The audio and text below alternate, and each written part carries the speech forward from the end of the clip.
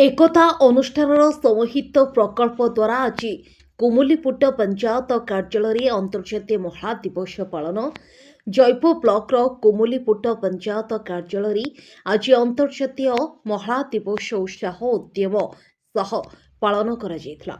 एक कार्यक्रम में जयपुर ब्लॉक विभिन्न पंचायत एसएचजी ग्रुप भिन्नक्षम ग्रुप यंत्रकारी ग्रुप अंशग्रहण करथिले। कार्यक्रम में मुख्य अतिथि भाव में जयपुर कोर्टर अधिवक्ता श्रीमती आरती महंती, डीएचएच काउंसिलर श्री मनोज कुमार पंडा और कुमुलीपुट पंचायत पीओ श्री सुनील कुमार स्वाई उपस्थित थे। अतिथि माने महिला सशक्तिकरण और समानता और समाज रे महिला भूमिका विषय मूल्यवान मतामत रखिथिले। कार्यक्रम समय समाज पाई तांकर अवदान निमंते 5 जन महिला को सम्मानित करा जायतिला।